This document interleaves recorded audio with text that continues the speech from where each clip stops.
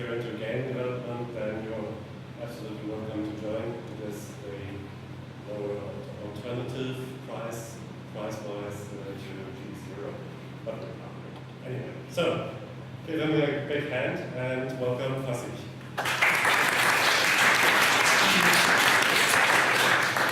All right, thank you everyone. Yeah, like Toby said, I'm Fasih Sayin, and I don't know anyone other than me. I don't know anyone else named Fasih, so the name is weird to me too. So be relaxed at that. So I work at Crytek as a game designer and as a producer, but the thing I do at Crytek has nothing to do with storytelling. So let's get that out of the way first. The relationship between me and storytelling has to do with my academic work. So at the university, I teach basically the science of storytelling. I'm what you guys might call, what they call a structural narratologist. Is that term familiar to you guys? No, right. But as Toby said, my journey into this computer development, game development thing started back in C64 times, and my favorite computer is this one. And it's not even interesting, I know. Yeah.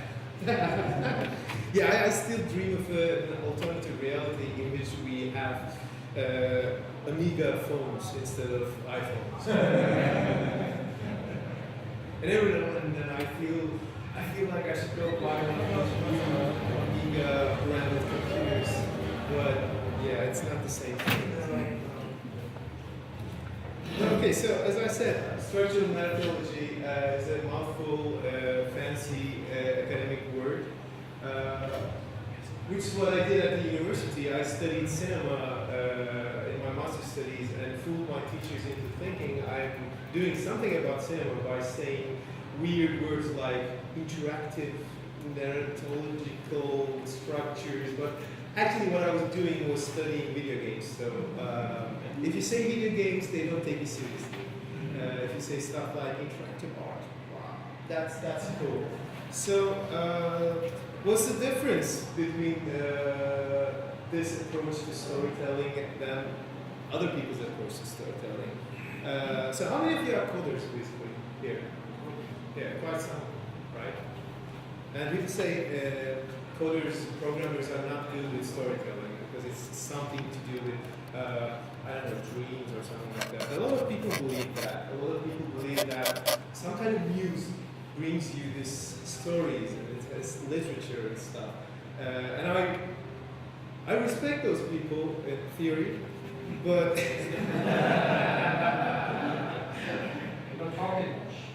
yeah. Well, my approach to storytelling is more like this.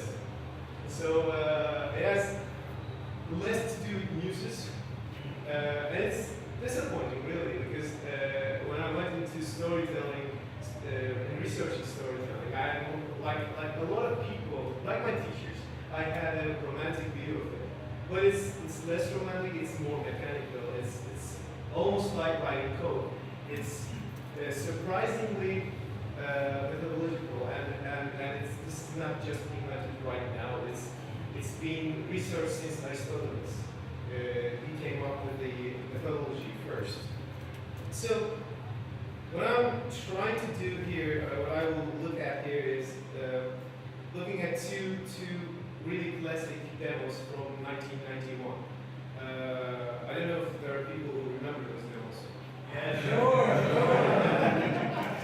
Cool. So, and it was Toby's idea, the other Toby's idea,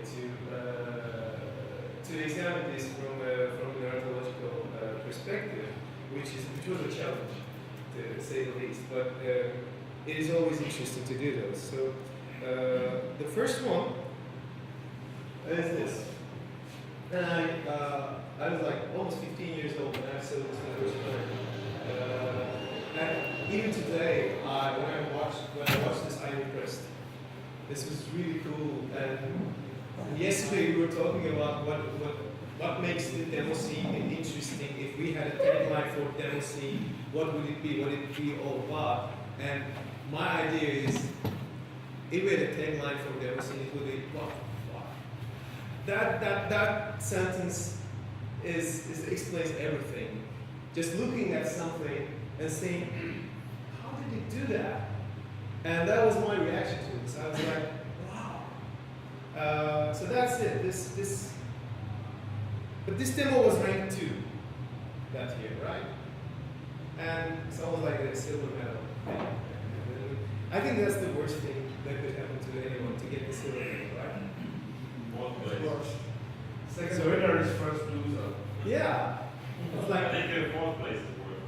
no, because the 4th place is 4th place, and if you get the gold medal, you won. That's good. If you have the bronze medal, well, at least I got something. But the second medal? silver medal is like, congratulations, you almost won. Yeah. Of all the losers, you came first of that group. You're the #1 loser. So it's not really ideal. But in my heart, how many people think this should have been #1 that year? Yeah. Absolutely. Yes. Show it again. Well, before I start, I mean, I already started, but that's my intention, actually, showing the demo and talking about it. I don't want to go into too many academic stuff. It doesn't fit. Just want to chat about it the most. I can't show the other one fully, because it's this one. 20 minutes? Around 20 minutes? So, for those people who have forgotten, Hardwired lasts about 10 minutes. And Odyssey is a whopping 46 minutes. Yes, 46. There's a remake of Odyssey, which is 20 minutes. They cut off the extra stuff. So this is 45 minutes, and I was impressed with this too. And at the time, I could have said this should be #1 because mainly this came in on 4 discs, and I was in Istanbul, and I only had the first disc.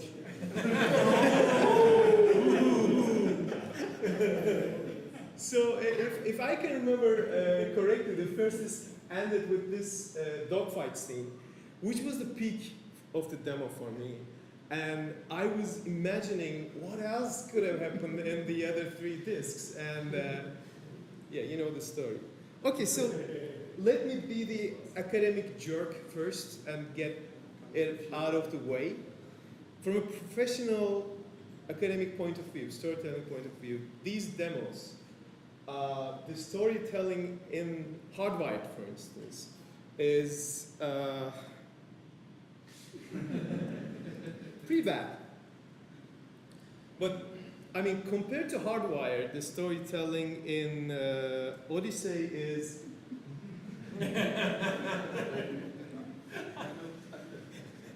yeah. But, like... we were talking yesterday with some people from down there, and a lot of people said we don't expect story in a demo.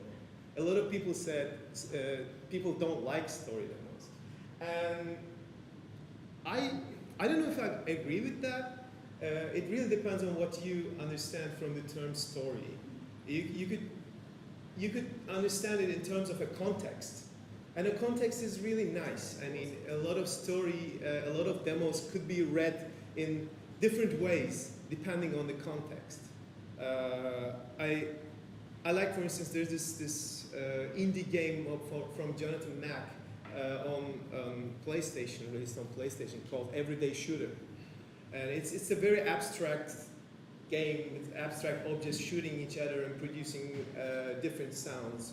And the rules of the game changes in every single level. And there is no story there, but the game starts, when it's loading, it says, every day is another shooter. So you're like, oh, what could that mean? What is that? It's tries to bring things into context, and it helps. It helps bring your work to a different level. So, still a little bit storytelling theory. So what matters in a demo, I think, is the pacing, and that's what went wrong with Odyssey, and what went right with Hardwired, I think, and you'll see that. The pacing is important. You have to, you obviously have to start slowly. You don't have to start slowly, but whatever you do, it will start slow, because people's attention are not on your screen, are not on your demo. They will start slow. So if you do something incredibly interesting in the beginning, it is likely that people will miss that. You have to give people time, enough time to concentrate on your demo. Enough time is a, it's a relative term. Because they expect more and more and more. Yes. Yes, that's important. It needs to escalate. And it's usually like this. Most successful demos, the intensity looks like this. There is this line, this escalation line, and at the top you had this ultimate effect. You say the ultimate wow, and then things relax, and it's good. It's just it's like giving the audience time to process what they just saw. It's the difference between a Ridley Scott movie and a Michael Bay movie, for instance. Like, Michael Bay is like action scene, one after another. It always escalates right until the end of the movie and never stops. And the action loses its weight, its importance. It becomes like a wallpaper, and you don't care anymore. And but if you allow people to digest things, then you'll achieve a better effect. Interestingly, this scheme looks a lot like this. It's what we call 5 elements of a story. It's a very, very basic idea of how to construct a narrative. It's taken from Gustav Freytag's work called Die Technik des Dramas. But it applies to a lot of narratological work. It's called the Freytag triangle. It's very simple. It's not a triangle. Sometimes they say Freytag pyramid. They're, well, confused about this. What it says is a story in narrative starts with an exposition, with an introduction. And then there's a rising action in which things are set up. And then there's the climax, where ideally you have something, you see something which changes your entire understanding of things. For a demo, this could be something you thought completely impossible. Turning things around, turning things on their head. And you go, wow. And then there's a continuation of that, following action. And then there's what we call resolution, the moment things end and you can process things. Yeah, now you're a new person after you have watched that thing. So, in other words, you need to have a hook, line, and a sinker to get people's attentions. I know it looks bad, but the hook is important, as you will see in both of these demos. So another thing we have to consider is different types of narrative. There's implied narrative. Like, you don't have to tell a story. You don't have to say, all right, we have to save this world, and this is our guy, and it goes to this quest, and whatever, saves the girl, etc. You can do that, but you can also imply a narrative. Like I just said, you can show pictures, and you can use seemingly random words, and the brain will connect them together in different ways. You can subtly push people to certain understanding of your visuals. So you don't need to push a narrative to people. And the other approach is, of course, the overt narrative. Is you're basically telling a story, and you still can be subtle. about things, but you're basically not leaving anything to the imagination. Few things to the imagination, let's say. So these are the things you can do. Oh, sorry, I had one more slide there and things went bad. All right, so comparing Hardwired to Odyssey. Basically, these are the differences. Like, Hardwired's narrative is quite implied. It doesn't really tell an overt story, while Odyssey is very story heavy. It takes that as its first priority. Hardwired starts, well, Odyssey starts in a classic way. It's just there's a title card and then the story starts after credits. Hardwired starts what we call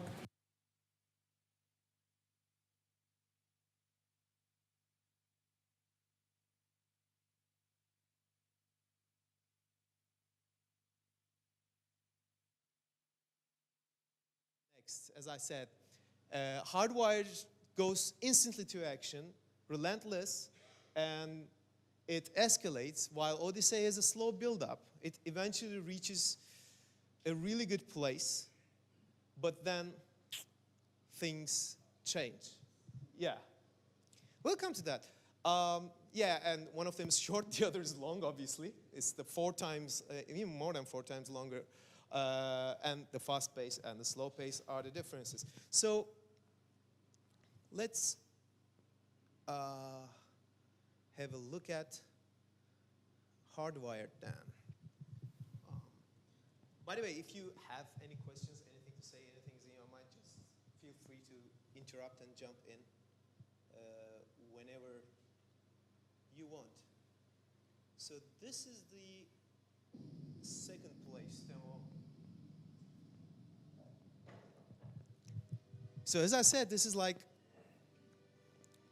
we don't even get the title announced. It's just something happening here.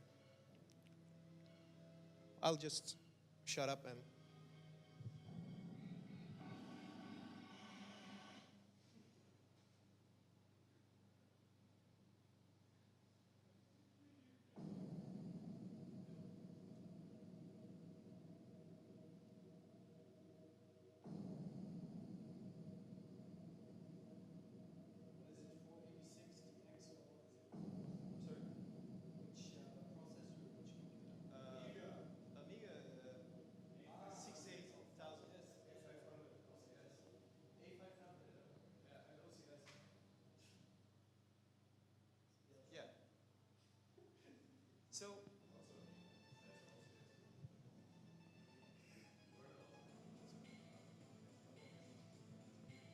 So what we just saw was the beginning, and it took really little time to get to the title card, and they do something really good. They show the credits after the title card. They already have the hook. Now you can endure the credits.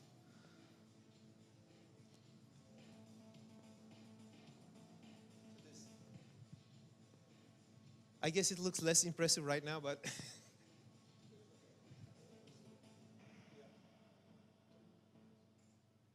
so okay, this is something else this demo does. There's basically text here, but the text is used as an announcement. So it's almost like there's an announcer announcing you the effects, and it's not telling you a story.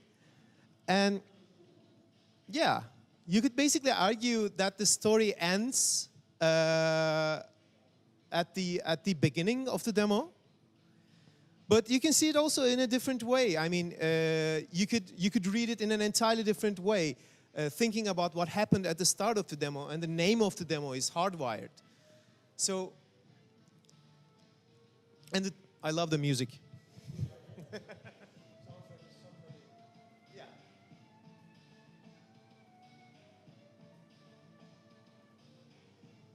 Should we watch it entirely? I mean, yeah, so you already know. So, yeah, I'll wait for this. Hey.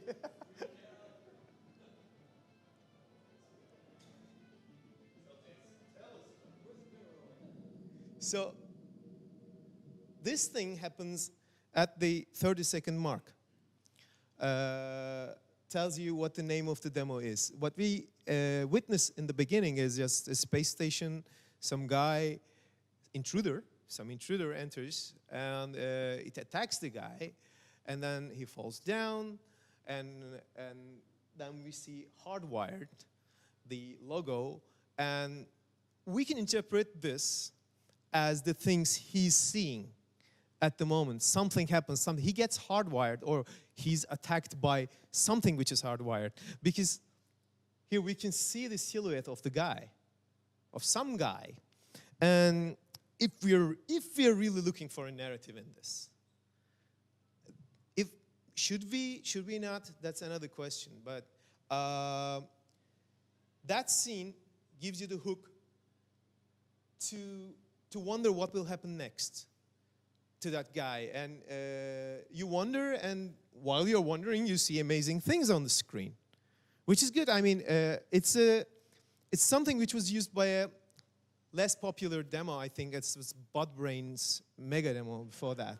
Remember that one? Yeah, I think not a lot. I mean, at least in Istanbul scene, not a lot of people liked Budbrain mega demo, because like from a technical standpoint, it wasn't really amazing, but it was fun. I liked it. I really wondered what happened to that guy, and yeah, it was an animation. So it's similar. I mean, Budbrain's story snippets were really at intervals, and between them you saw some completely unrelated stuff to the narrative. But Hardwired does something interesting, setting up this abstract, obscure event at the start of the demo. And you could think about all these effects and somehow combine it to that event at the start of it. You don't have to, but as I said, you can. And will we go here? Yeah.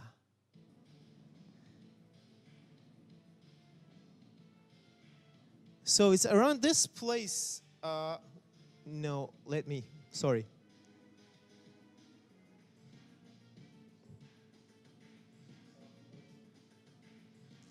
Okay.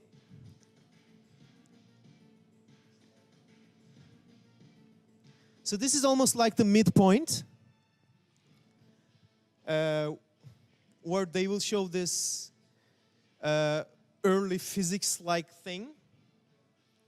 And around this place, this demo really peaks because of a lot of reasons. Like,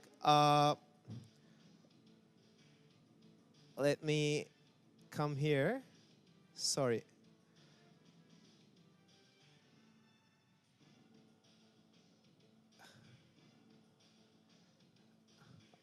I'll just stop fiddling with it.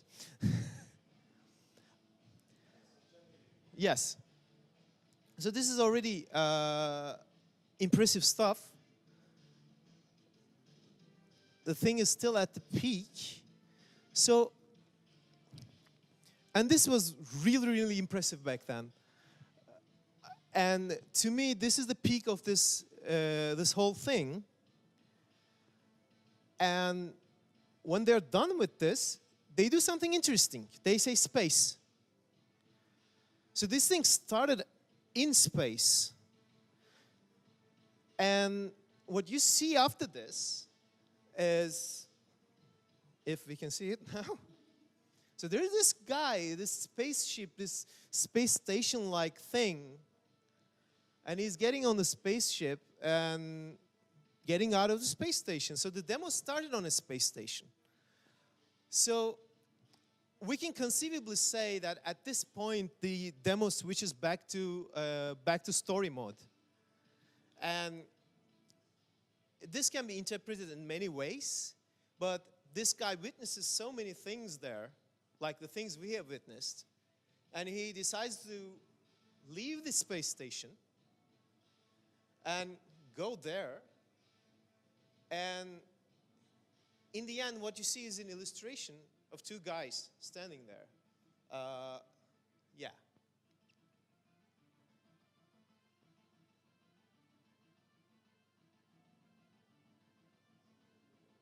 Yeah, this one. So we'll see the spaceship clearly going this way. Like this could be interpreted as the guy deciding to go leave his own world behind, get hardwired and go the way of these guys who probably are the guys who made all these things happen. This can be interpreted that way, and this is where the demo ends. You realize that this whole space session is really toned down. It's a relaxed thing. It's a slow flight because the rest of the demo is really rapid fire effects with the music and all. And it gives you, like I said, it gives you space to think about what you just saw, making the demo even more impressive. So what did we see? The entire demo took place in 10 minutes, less than 10 minutes actually. It is 10 minutes with these things and they are not part of it. And it started its action around 30 seconds, 35-second mark.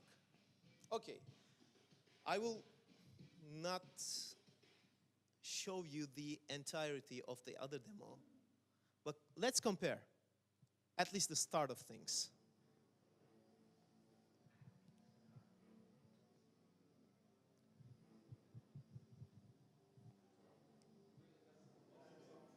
Yes, I mean, both demos have awesome soundtracks. I cannot prefer any one of them over the other. So we see, immediately it goes to the credits. That's a mistake because we don't know what we're going to see, and you have to hook the people right at the beginning, and it doesn't do that. So now we see this effect. We still don't know what the demo is called.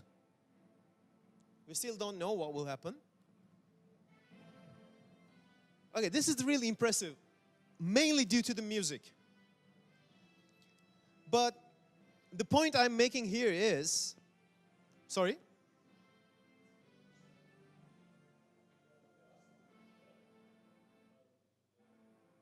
Yeah, we can. Sorry, we're asking something? Yes, it's really a nice effect. So, yeah. So while this is running, maybe you did not realize, but it took Alcatraz twice as much time to show the title card. So you don't need to do that. You just go right into the action. The good thing about Alcatraz is, as you can see, there's a story. It tries to set up things, so you wonder what's going on. There's a hero. There's something epic going on. It's going for the slow build-up, and it could have been great. I mean, I wasn't personally. I don't remember being disappointed at this point. I was really wondering what will happen, and I will not comment on the text. Part of the problem with this demo is it uses too much text, and I don't know if you remember. You can see it right now. It tells the same thing over and over again with different sentences right after one another. So, and we still don't see anything too impressive. Okay, so I will skip to the 10-minute mark.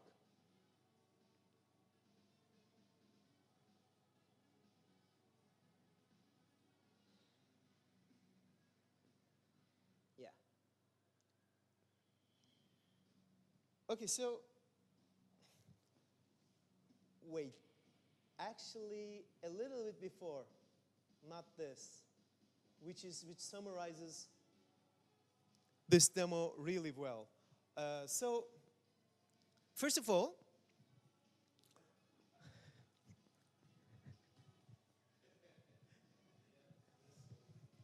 yeah.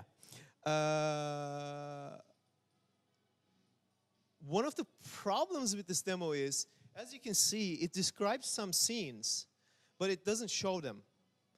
Like, he quickly jumps off the ship and overpowers the guards and steals this ship, which is the only one in which he can stop the people, etc. So this is the high point of this demo.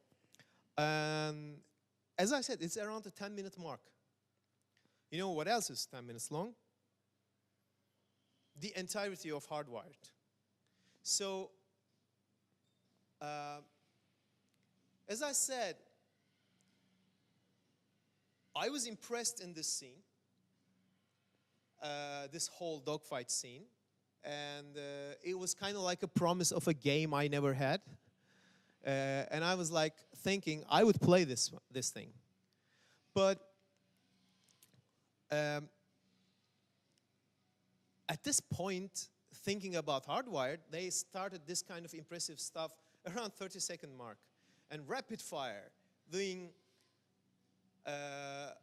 all their crazy impressive stuff. So there is another thing coming up, which explains something I want to say. Okay, so this is also a thing with this demo. It shows the same thing over and over again. So we had this. Okay, so Zork can see many light points following him. This is about storytelling mainly because it's text. Now begins his quest. He is getting his lasers ready. Yeah, really? The battle will begin in a few seconds. In case you didn't guess that already. So, okay.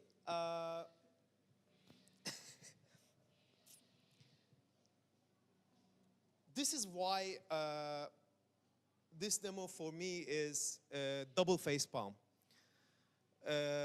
Because this is really the most exciting scene in this demo. More importantly, this is the only scene in this demo where we actually see a conflict being resolved.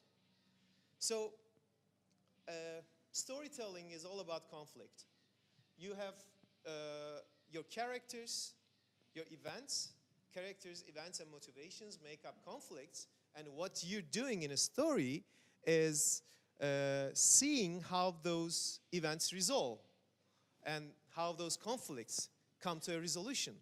And in this scene, the conflict is our hero Zork is trying to flee from this prison, and they are trying to stop him, and we see exactly in detail how he resolves this conflict quite spectacularly.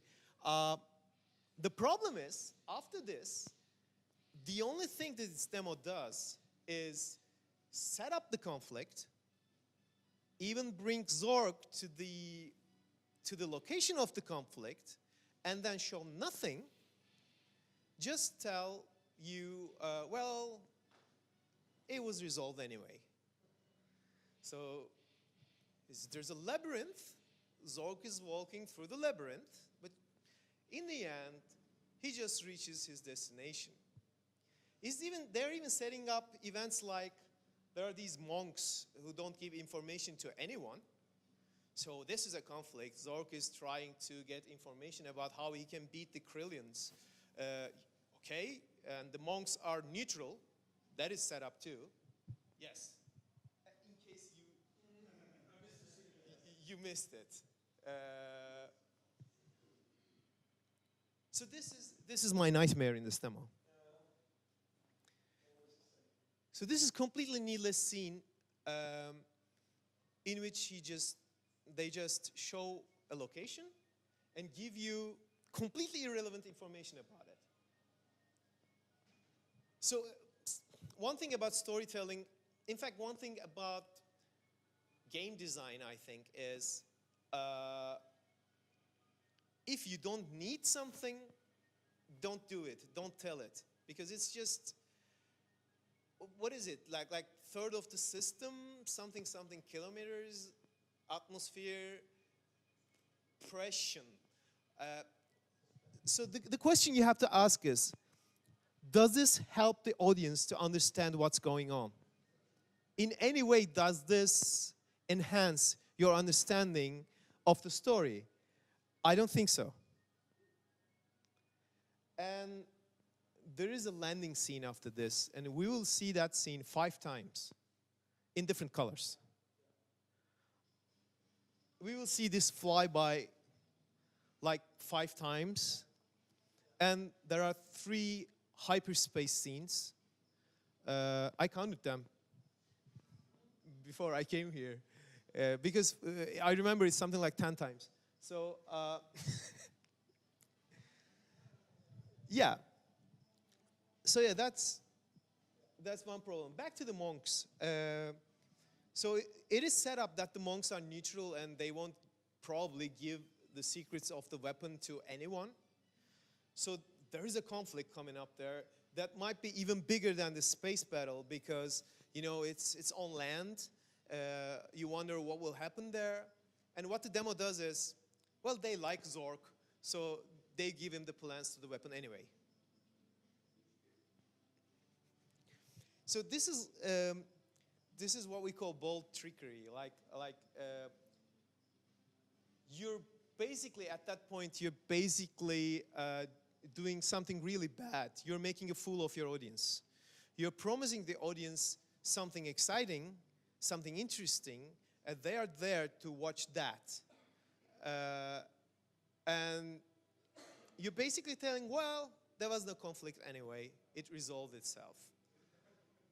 So this is not really the way to do it. Okay, so there is not much to say about the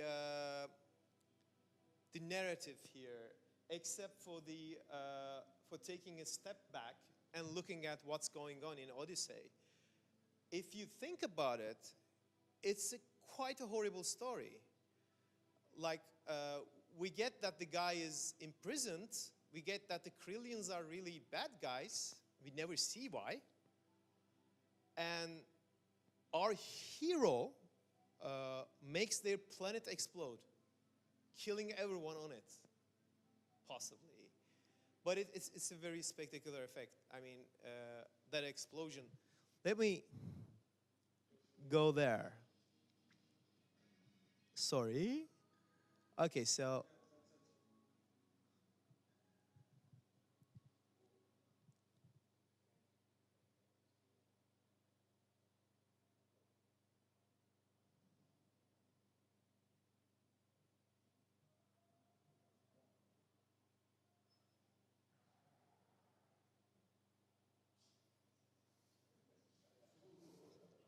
Oh.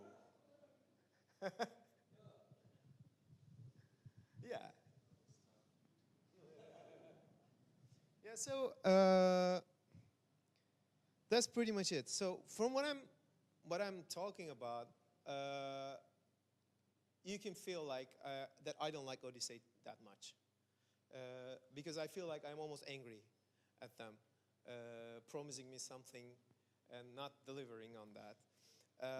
But why should I be? I mean, it's their work. So still, I feel bad. Still, let's not forget that this was ranked #1.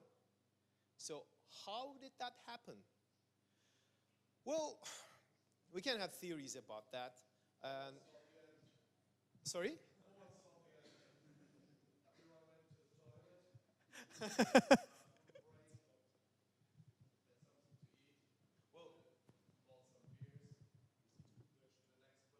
Sorry? These two crashed.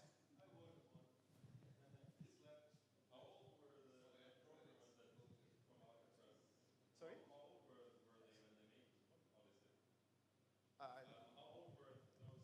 I don't.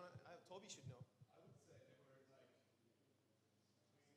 between 16 and 16, 17, 18 maybe. I think that plays a lot bigger role. I mean, I think that sounds like a story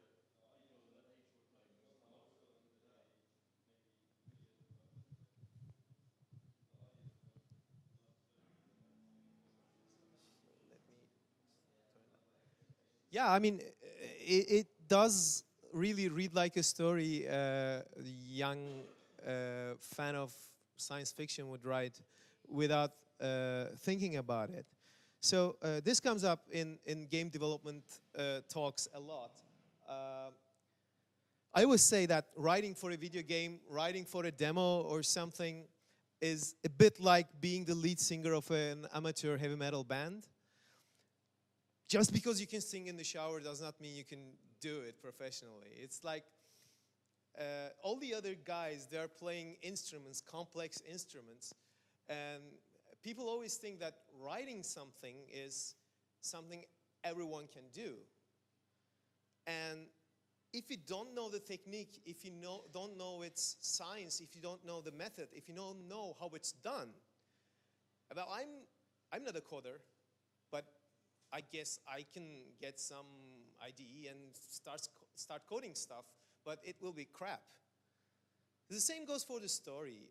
The moral of the story is, if you are going for a story-heavy demo, you better have someone who actually knows what he's doing. You better have, if you're going to tell a story, you better have someone who knows how to tell a story, period. That's it. This is, by the way, the remake, Alcatraz remake. So why was it #1? Toby has a theory, says it was a bug with the voting system, sort of a design problem with the voting system, maybe.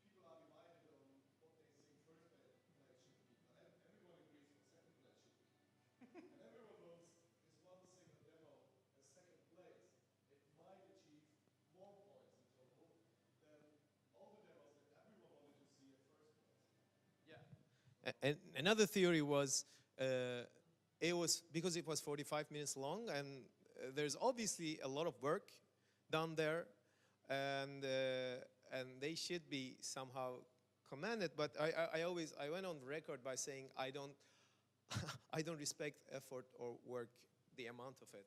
It's just if you're doing something bad while with working a lot, that's not good compared to not working a lot and doing something amazing.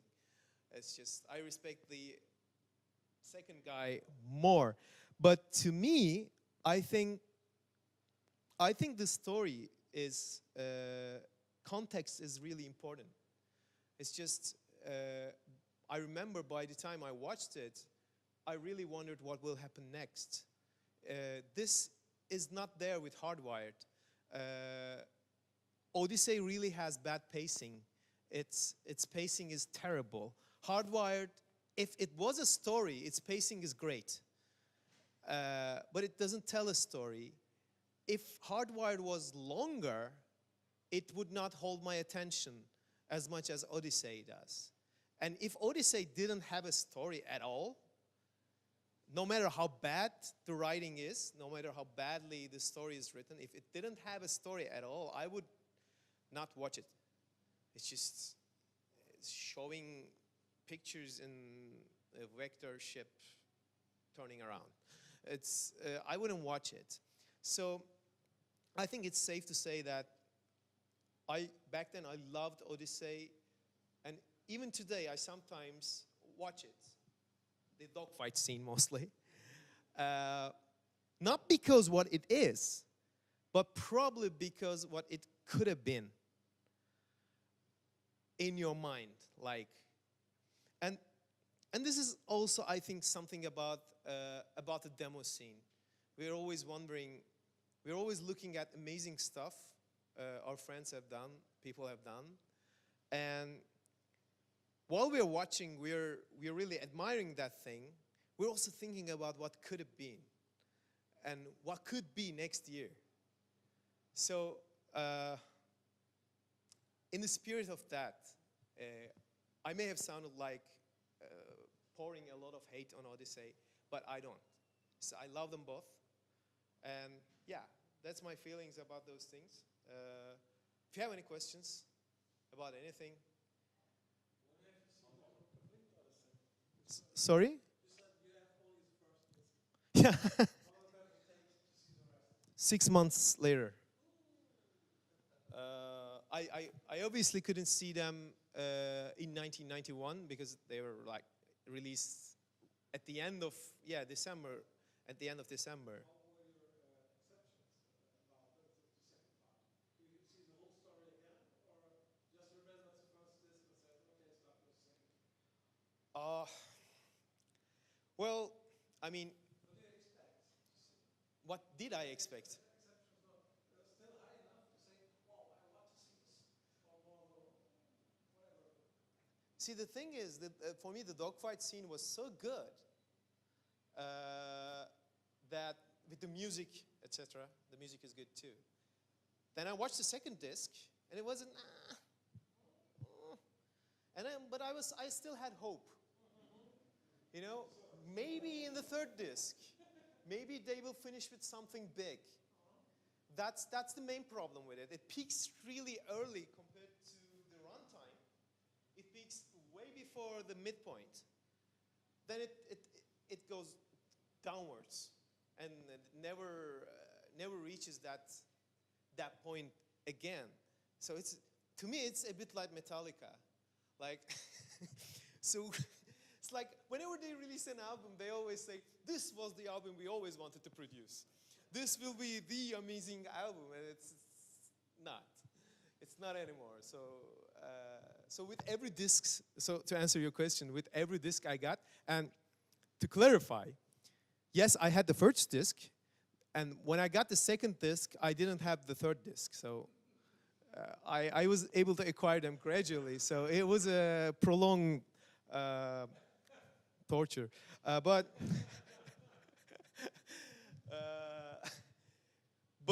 even after the third disc, I expected something. Once again, this ties to what I said. It's because of the story. There is a central conflict there it sets up. It does a lot of things badly, but it does something correct. That it establishes a central conflict at the beginning of the demo, and you wonder how it will be resolved. And I did wonder. But yeah.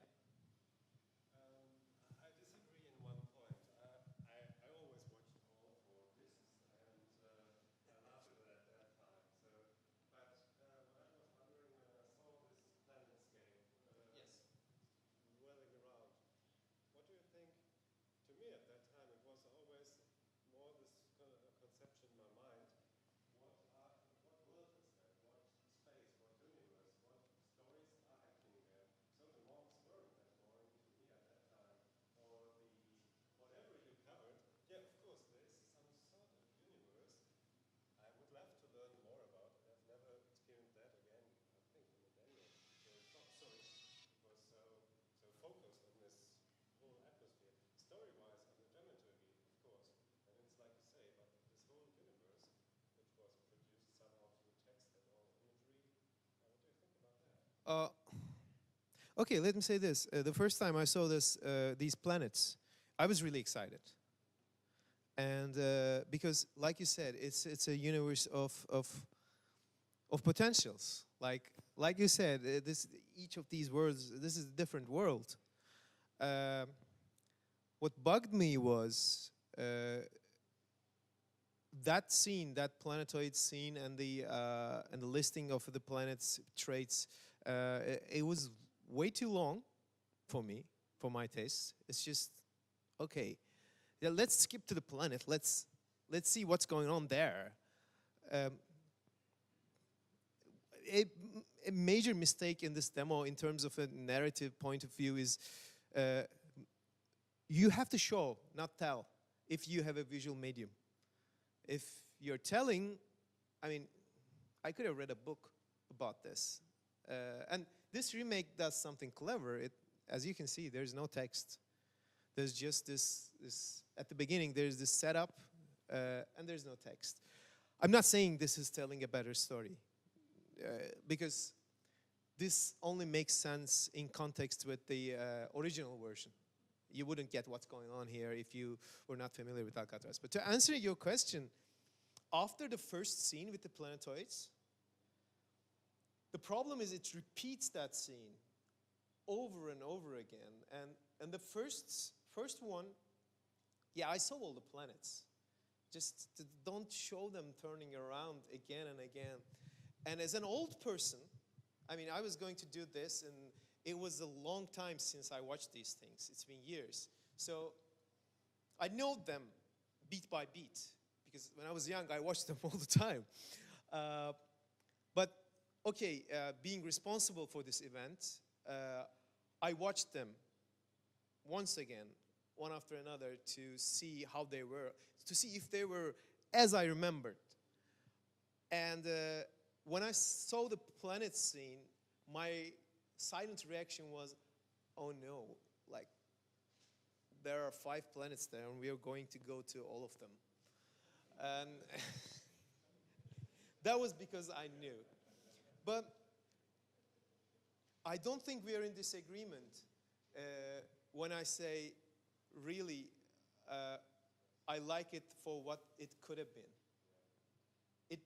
This could have been an ad for a really exciting space game, space shooter. Could have been an adventure game, could have been an RPG. At the time, I was playing Epic, if you remember it. So this looked better than Epic to me. And I imagined it be like this. So yeah, that would be my answer to that.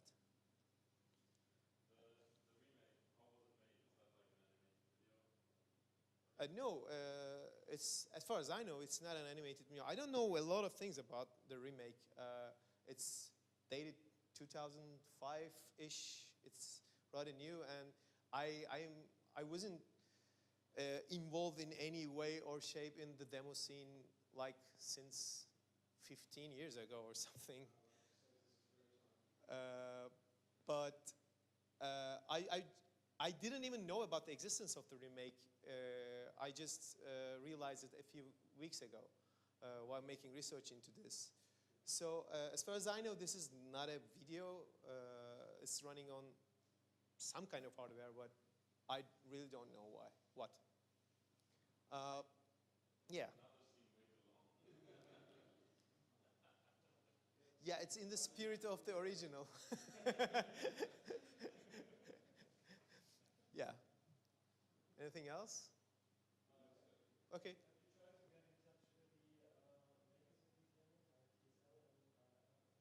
No.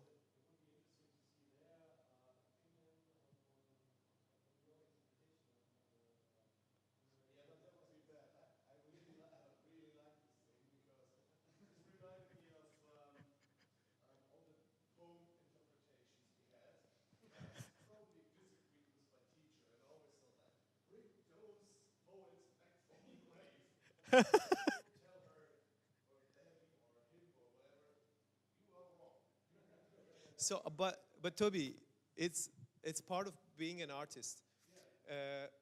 Sometimes you produce something and people understand something else entirely, and that's okay, I think. I mean, I would have liked, oh, I meant that?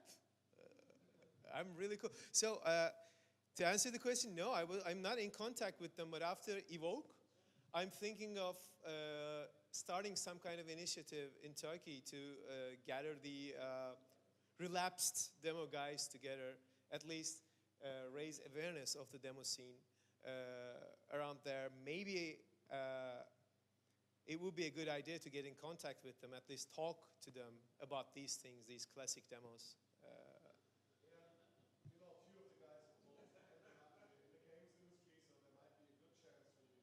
Yeah. Yeah, sure. Sure.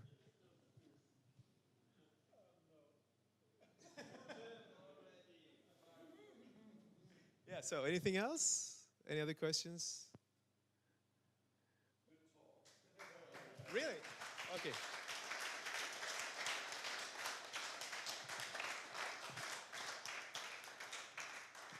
Thank you.